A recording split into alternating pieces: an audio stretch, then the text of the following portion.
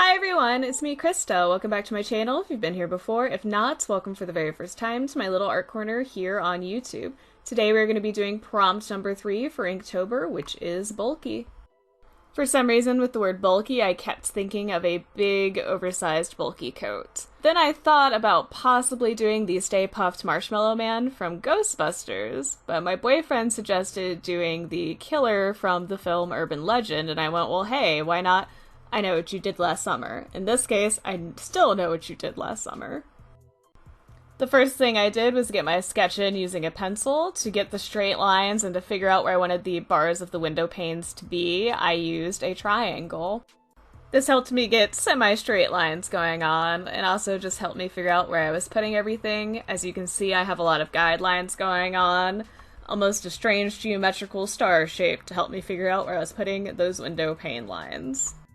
After I get my sketch in, I am going over the lines I want to keep with a Faber-Castell black marker, specifically one of the Pitt Pens. I have a couple of different ones that I am using, they just have different nibs. I made sure I used the Faber-Castell Pitt Pens because I know that once they are dry, they will hold up 2 washes of color that I'm going to put on after I am done with this part.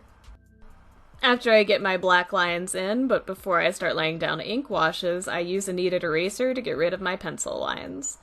And then I start applying my different colored ink onto the window panes and onto the wall area to the left. At this moment I'm using 2 different shades of blue. One is a light blue, it's a Royal Talens Ecoline blue, and then the other is a Daler-Rowney Aqualine in Ultramarine. The Ultramarine by Daler-Rowney is very, very transparent, so I wanted to make sure I was using another ink with it.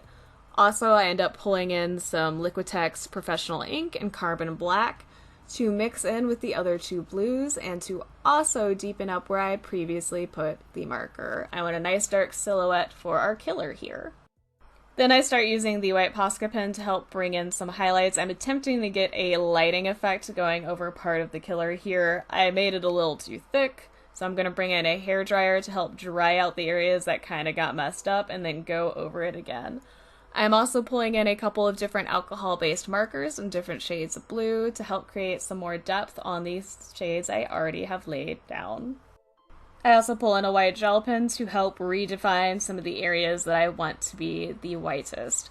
I wanted to make sure that certain areas pop, including the silhouette of the killer, so I have a white line going around most of him. I am also blending out certain areas of that line with my finger and with the other markers I'm using.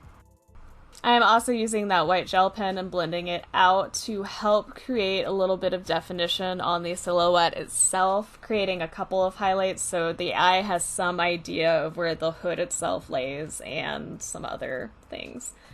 Basically so it just doesn't look completely like a black blob.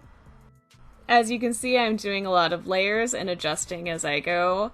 The way I am using the ink and the markers on top is very easy to fix. Having some white opaque ink like that Liquitex white makes it a lot easier.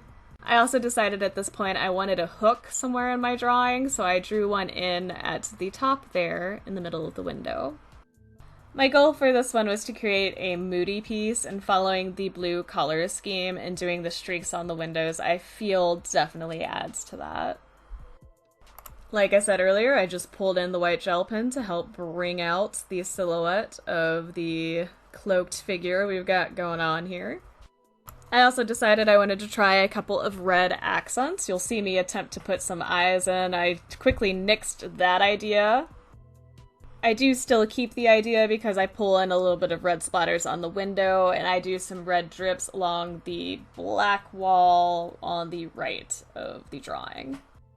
But with that, this project, and therefore day 3 of Inktober, is pretty much finished. I actually had a lot of fun with this one, even though, not gonna lie, some of the prompts this year I just don't think are as fun as last year's, but we'll figure it out. If you liked this video, please hit that like button.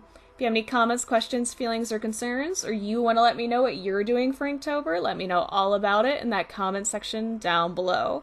If you want to see more videos like this, I am doing Inktober projects once for every day of October. If you want to see those, please subscribe. As always, thank you so much for taking the time out of your busy day or night to watch this video and listen to me ramble. I greatly appreciate it. I look forward to hearing from you guys soon, and you'll definitely be hearing from me soon. Bye, everybody!